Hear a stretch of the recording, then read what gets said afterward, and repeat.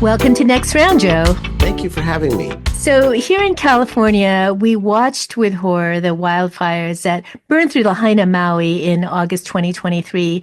Lahaina is a popular vacation spot for Californians, and many Californians even have second homes in Maui. So, could you remind us again by providing us with maybe some numbers, the extent of damage and loss of life from the wildfires in Lahaina? Sure. Well, yes, Maui and Lahaina in particular are the gem of Hawaii. People come from all over the world just to see the historic Front Street. It was a whaling village, and so many people have strong memories of that place and the happy times there. But the wildfires in August of 2023 overtook the town, and eventually 102 people died as a result of that fire, and over 2,200 structures were burned to the ground. That displaced around 12,000 people in the days after the fire, and it cost a lot of money, of course, billions and billions of in insurance claims and damages and so on. So this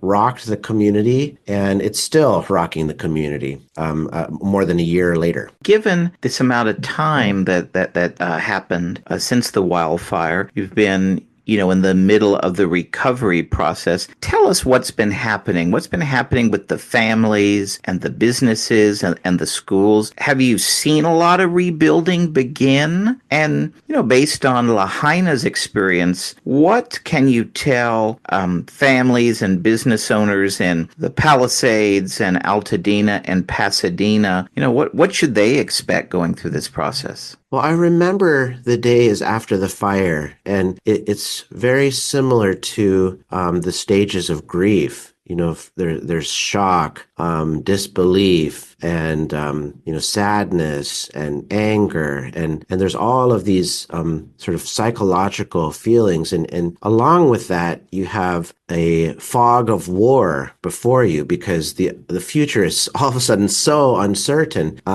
and a lot of people just caring for their fellow human beings and trying to offer shelter or any kind of support, and that's what we saw in the days after the Lahaina fire. Now, after that, there was the state and FEMA were offering a lot of money to put people into hotels. That was around 8,000 Lahaina residents were put into hotels. And that went on for several months, I think almost 6 or 7 months. But until people started to wonder, how much does this actually cost? Which seems to be like an unseemly thing to think about at first. But over the long term, the costs do add up. So that became, later a very big topic.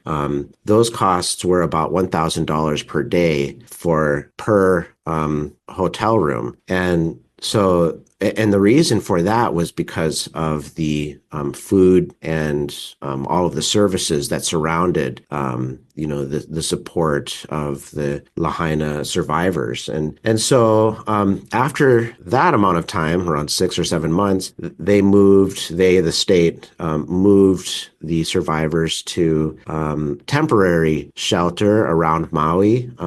And concurrent to this, there was a ban on tourism. Tourists were not allowed to come to the west side of Maui, particularly. And so it kind of made sense you've got the Lahaina survivors staying in the hotels.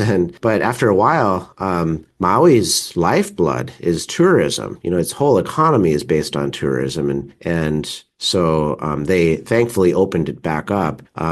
Again, there's another psychological question there about, is it okay? Is it moral to have tourism in your community at the same time that you've had a natural disaster? But at the end of the day, the more tourism, then the more people had money to help them deal with, all of the different survival issues in the days after the fire. So anyways, all of this was very expensive for the state in terms of just trying to recover. And also, we have rebuilding happening as well.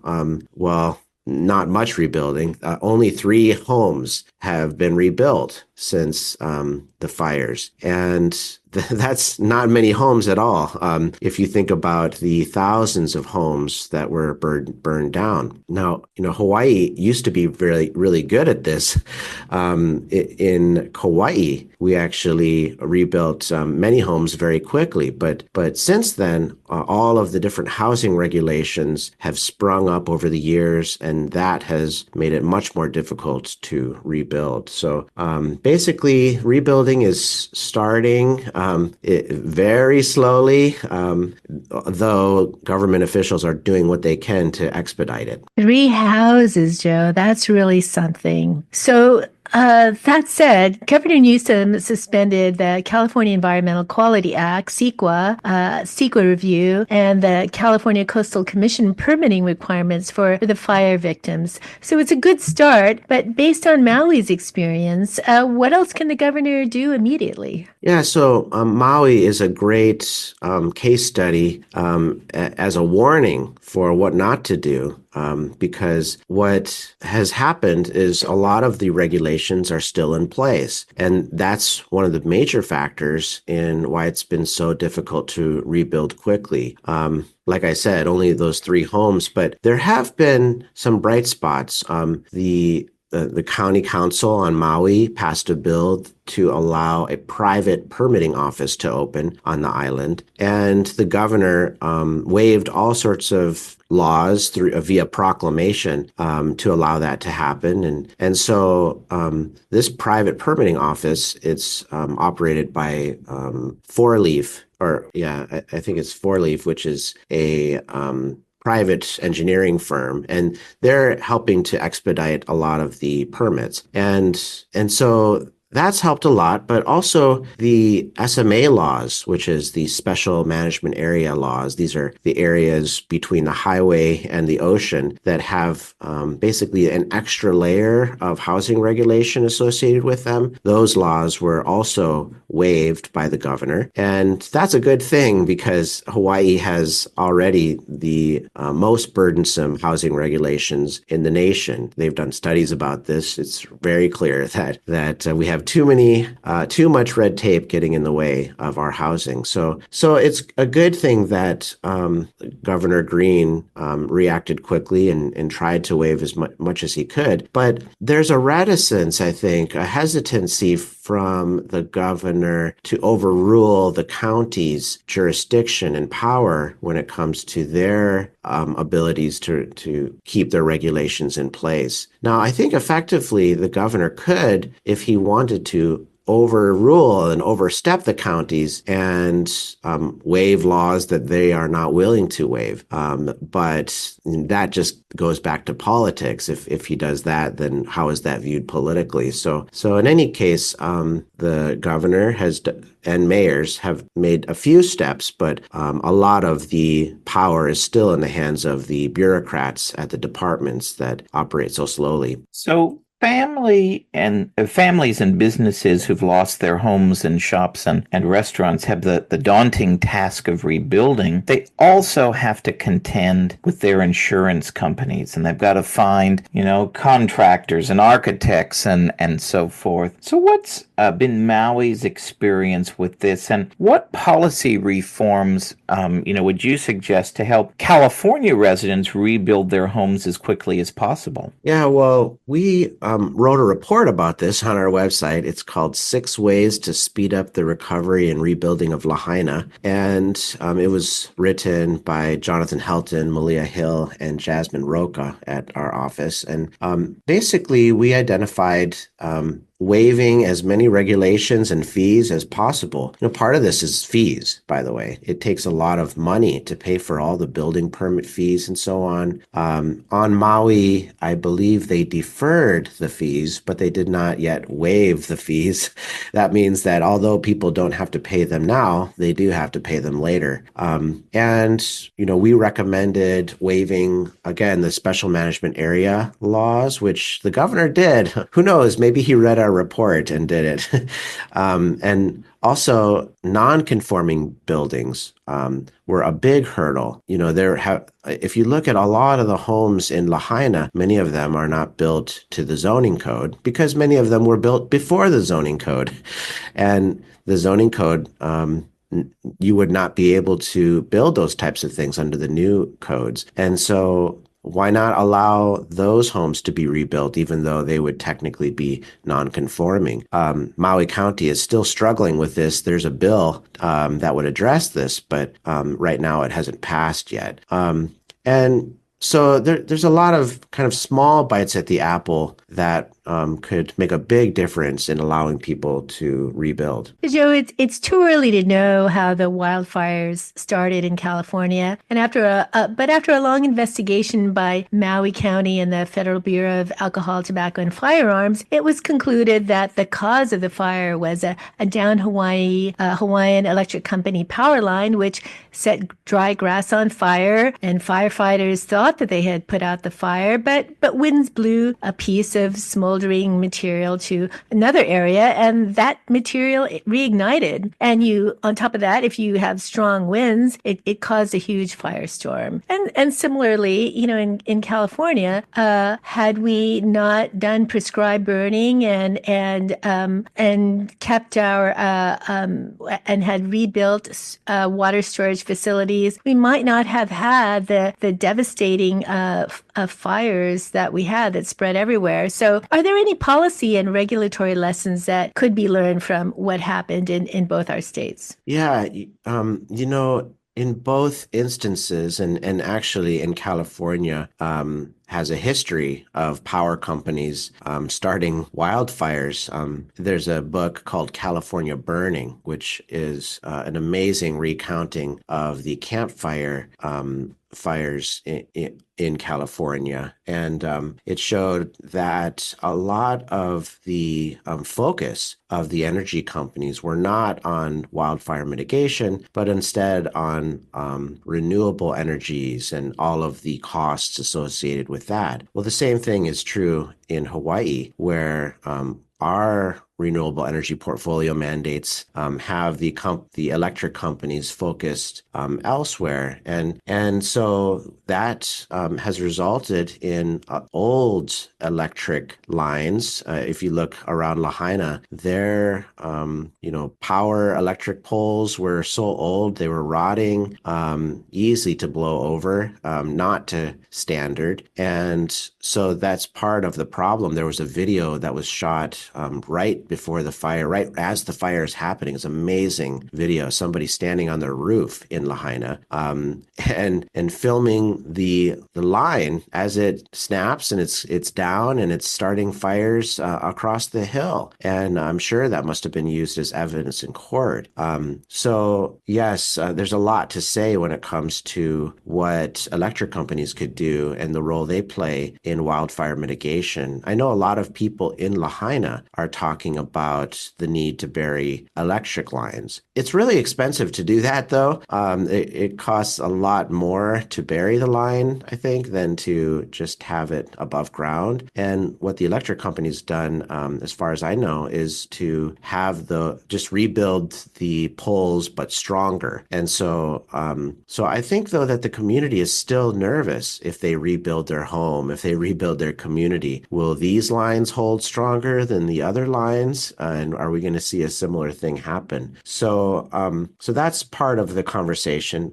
Another one when it comes to mitigation is firehouses. There's a gentleman in Lahaina, his home burned down. His name is Joe Pluta. He told me that he leapt from his burning window to safety and escaped just with an inch of his life as he watched his home burn down. There's so many stories like that. And it's so ironic because he was part of the effort to get a firehouse built in Lahaina, another one built. And his argument was that, hey, community, if we build these firehouses, if we build more firehouses, then we can knock our insurance rates down. So why don't you just take the insurance savings that you would have gotten and put that towards the firehouse? And which is a very clever idea. He actually did get that accomplished just north of Lahaina in Napili, but was unable to get that accomplished in Lahaina until after the fire. I think they are now going to build a firehouse. So, but as you mentioned, controlled burns are another part of the topic. I mean, on Maui, we have a history of doing controlled burns. We had sugarcane for 100 years, and they did controlled burns there. Now, the sugarcane industry on Maui went belly up in 2016, leaving the land dry and fallow. And so that's a wildfire risk. But we still have, probably the world experts on sugarcane burning are on Maui. But I think it's kind of a taboo topic, though. There still may be a fear about whether or not burning would lead to fires or mitigate against fires. So those are a few of the issues. So back in 1992, Hurricane Iniki devastated the island of Kauai. The Category 4 hurricane destroyed more than 1,400 homes and damaged another 5,000, leaving 7,000 residents homeless. And that total cost of that hurricane was about $6 billion in 2022 dollars. So an interesting move by the council 2 years after the fires was cutting industrial and commercial tax rates by 50% for 1 year to help businesses recover. So how did that turn out, and did it help bring businesses back? And would you recommend a policy like this for the affected areas of the wildfires in California? Well, yeah, cutting taxes is a good thing for humanitarian reasons. It's really important that the people on the ground have as much money and capital as they can get. They did do this in Lahaina, where they cut taxes for all property owners. And I think that's, saved taxpayers around $10 million so far. But the businesses haven't really come back, and it's not because of the taxes. It's because of the zoning and building issues. There's a lot. It's hard to build houses, but it's even harder to build businesses after the fires because all of the efforts to waive regulations have been focused on housing. But the SMA laws and all of those laws that I mentioned earlier, none of them are waived for rebuilding of businesses. And so there's a huge barrier there. I believe there's an organization in Lahaina called Front Street Recovery, and they are a group of business owners that are trying to advocate that laws be waived for them. But anyone who's been to Lahaina knows that part of the magic and special nature of the area was that it was right next to the ocean. It's this beautiful old shanty whaling village that was built right abutting this beautiful harbor that looks across. You can see Lanai, you can see Molokai, you can see whales breaching in the ocean. It's right next to this glorious banyan tree and King Kamehameha III Elementary School. But all of that right now, at the moment, would be very difficult to rebuild due to these regulations. And some people are talking about maybe we'll never see anything rebuilt there. Maybe it will just be a wide, flat, open space piece of land with a big banyan tree still there. So it's really up to policymakers and the community about what they ultimately want to happen. So, Joe, as you might know, California residents are suffering from skyrocketing insurance rates. The wildfires they're going to only exacerbate the problem. So, what's been Hawaii's experience? How quickly were families and businesses able to receive the payout from insurance companies? And 18 months after the fire, are residents seeing their insurance rates rise? Oh, yes. Insurance rates are rising. Thankfully, families were able to get their insurance money, though, quickly to the tune of around $2.3 billion so far, at least. And I'm sure it'll be a billion more, at least. And this insurance money has helped them find temporary shelter and get their life back together. So that's very important. But it is true that insurance rates are rising dramatically, and they have risen dramatically after the fire across the state. I think insurance companies are realizing that Hawaii has hurricanes and wildfires and volcano lava flows, eruptions, earthquakes, tsunamis.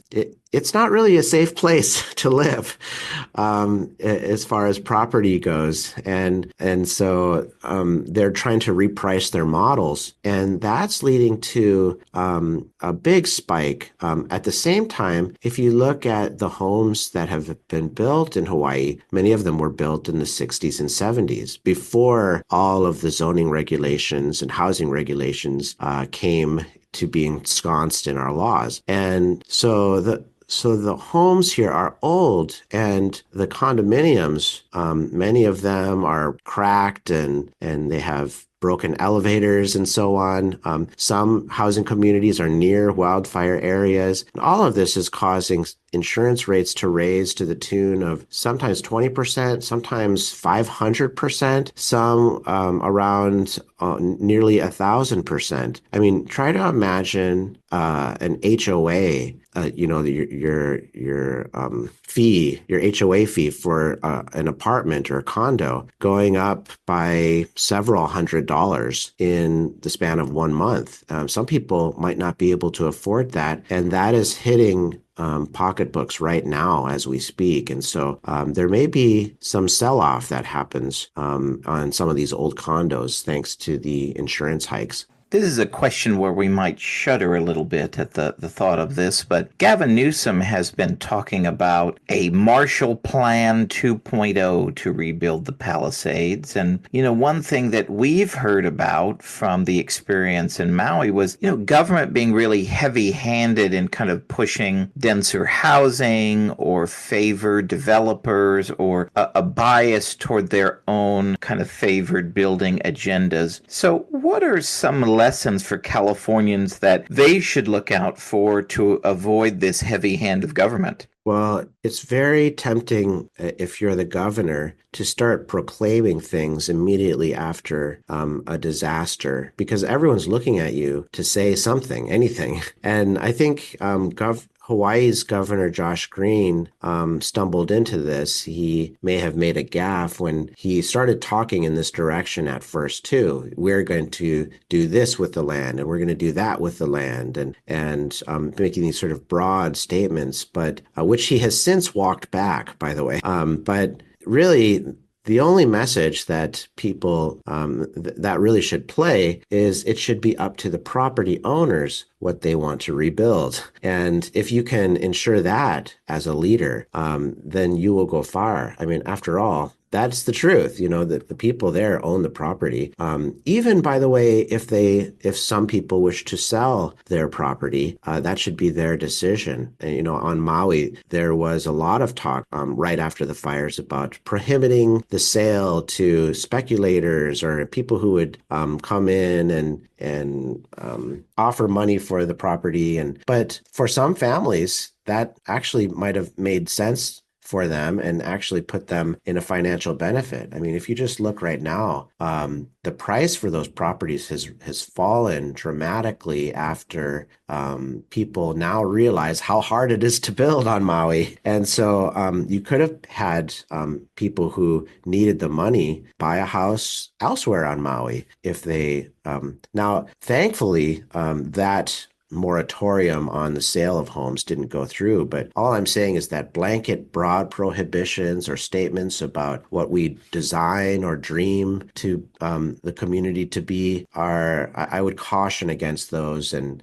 think more about the individual liberty of the property owners and allowing them to do what they want and to rebuild what they want is the important thing. Also, after the fires, the Lahaina was surrounded by military or troops that were basically there to keep out people. They kept out Lahaina residents, people who wanted to go to their home and see if their valuables were still there. The homes were being looted anyways, and so a lot of people were wanting to save maybe the last vestiges of their family heirlooms and things like that, but they were prohibited by this sort of military presence, and that created a lot of resentment in the community. So there's kind of a balance. You want to allow people in as much as quickly as possible. Well, at the same time, I know there's, on Maui, they sprayed this glue on everything to make sure that the ash didn't turn into like a toxic soup that would go into the ocean. So I think a light touch and individual liberty focused approach is the right way to go. Shifting to a related issue, Hawaii and California share a huge problem, the lack of affordable housing. So this was made worse by the wildfires in both our states. So what has Hawaii done that California can learn from to build more housing in our states? Well, Maui and Hawaii are really more warning signs about what not to do, as I mentioned. But there is some progress being made, though. Now, just to set the table again, Hawaii has the most burdensome housing regulations, and we have the highest cost of living. So many people are leaving our state, very similar to California. And recently, we've passed some bills at the state legislature to allow for more housing to be built. Things like allowing commercial use to be used for residential. A lot of the malls or business districts in Hawaii are filled with empty business buildings. And yeah, you could convert those to housing if you wanted, if you had more flexibility. Other things like allowing for a second dwelling on your property if you so wish. It's up to the property owner, but they should be able to build on their property what they want as long as they're not infringing on the rights of others. And so there's a few small steps that we're making in these directions, but the biggest one is the percentage of land in Hawaii. The percent of land that's zoned for urban development, which is where you could have any neighborhood or affordable housing or any kind of housing, is 5%. So that means statewide, only 5% of the land has been zoned for the type of housing that you would live in, like in a neighborhood. Now, you could build like a mansion on agriculture land or something, but that's around 45% of the land is agriculture, and the rest of it is conservation. So if they took that 5% and added to it 1 percentage point, then that would be a 20% increase in the supply of land available for housing. Now, I think a similar statistic exists in California, where it could be that 5% of the land is zoned for urban development just the same. Building up or building out, it doesn't matter to me as long as you allow for building. So finally, as we close, we don't want to be all depressing and talk about all the problems because there has been progress in rebuilding Lahaina. It's certainly for us Californians and for many tourists in the United States and around the world, it's always been a destination vacation spot. So tell us some of the good news and should Californians be considering Lahaina again for a vacation spot this year? Yes. The more you vacation in Lahaina and on Maui, then the more money you're putting into the economy to help people recover. So really think of it almost as a goodwill or humanitarian humanitarian thing. People need the economic activity, and people are coming back. Thankfully, the tourism numbers are almost back to what they were already on Maui before the fires, and it's still a beautiful place to visit and tour around. And some other good news is that people are getting their permits finally. There are hundreds of permits going through right now. As I said before, only 3 buildings have been rebuilt, but maybe we'll see a lot more as this flood of permits has been issued. Those permits have been issued because government waived a lot of regulations and lifted red tape to allow for that to happen. And so there is, a good side of the story to this. And surrounding Lahaina, there has been a lot of building. Remember when I mentioned about the ability to build out? Well, people are building out around Lahaina, and they're building, hundreds of homes there. So many of those homes are temporary, but hopefully the government can allow more flexibility for that so that those homes could be made permanent. Potentially.